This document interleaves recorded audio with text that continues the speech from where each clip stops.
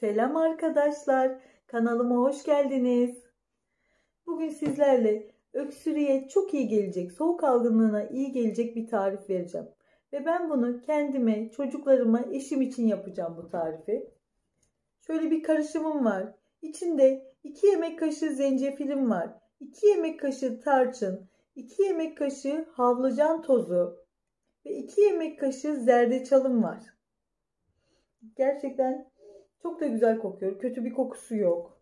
Ve bunları karıştırmam için bunların hepsi karıştı. 2'şer yemek kaşığı. Bir tane andız pekmezim var. Pekmez kan kaynağıdır. Kansızlığa çok iyi gelir. Demir eksikliğine çok iyi gelir. Tarçın da kalsiyum kaynağıdır. Bunun içinde bulunan. Ve keçi boynuzu pekmezim var. Bu da aynı şekilde kansızlığa, demir eksikliğine çok iyi gelir. Bunlardan bunun yarısını kullanacağım ve bunun da yarısını kullanacağım bu karışım için. 2'şer yemek kaşığım var bunların içinde. Kesinlikle denemelisiniz. Ben bunu sabahları aç karnına 1 yemek kaşığı olarak alacağım. Ve akşamları da aç karnına sadece 1 yemek kaşığı, birer yemek kaşığı. Eşim de aynı şekilde. Ama çocuklarıma sadece 1 tatlı kaşığı vereceğim. Çok güzel. Soğuk algınlığı için, öksürük için, balgam söktürücü, astım bronşitliseniz eğer ki mutlaka bu karışımı yapın ve deneyin. Evet, başlayalım. Ben şimdi yarısını karışımını döküyorum. Yarı yarıya.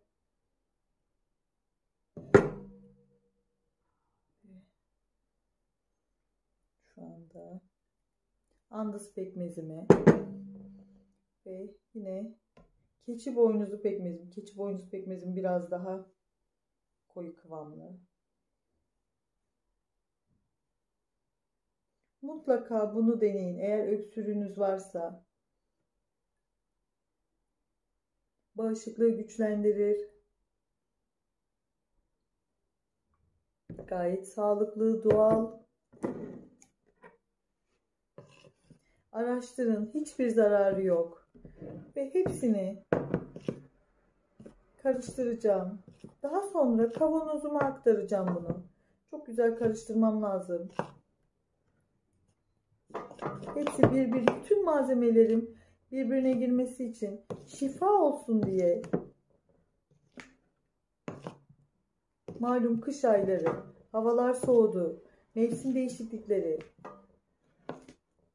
grip. Bir de benim en çok yaptığım tarifim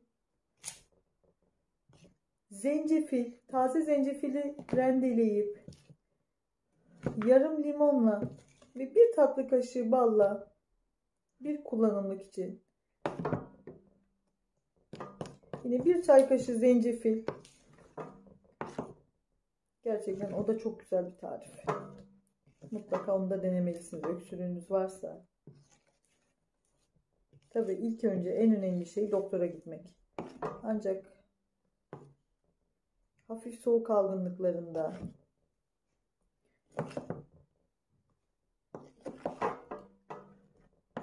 inatçı bir öksürükte, tabii ki koronada değilseniz eğer ki, kesinlikle bu tarifi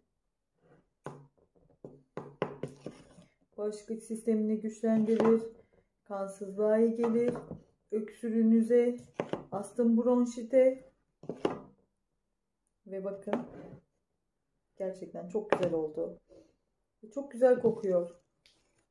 2 pekmezimi karıştırdım. İçinde 2'şer yemek kaşığı zencefilim var, tarçınım var, havluca tozum var, zerdeçalım var.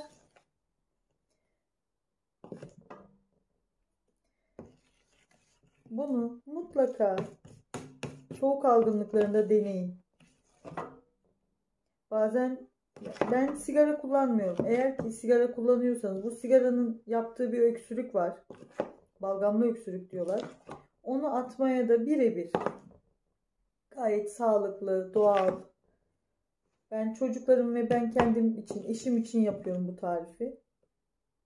Ve bu akşamdan başlayacağız. Sabah ve akşam birer tatlı kaşığı eşimle ikimiz içeceğiz. Çocuklar için ise sadece biz birer yemek kaşığı içeceğiz. Çocuklarım için sadece birer tatlı kaşığı vereceğim çocuklarıma. Kan deposu, şifa deposu diyorum. Gerçekten hiçbir zararı yok. Hiçbir yan etkisi yok. Doğal pekmez. Andız pekmezim ve keçi boynuzu pekmezim.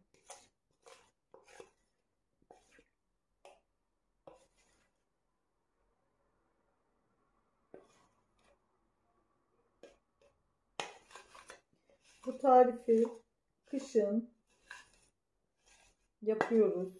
Gerçekten de faydasını görüyoruz Allah'ın izniyle. Her şey doğada. Evet. Şu anda kavanozum oldu. Gayet çok da güzel kokuyor. Ve parça. Hafif bir acımtıraklık var. Ama eğer ki öksürüğünüz varsa, soğuk algınlığınız varsa bunu mutlaka deneyin. Gerçekten çok sağlıklı bir karışım. Öksürüğe, balgam söktürücü, soğuk algınlığına birebir, bağışıklığı güçlendirici.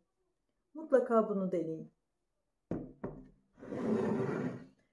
Hoşça kalın, sağlıcakla kalın. Kanalıma abone olursanız çok sevinirim. Kendinize iyi bakın.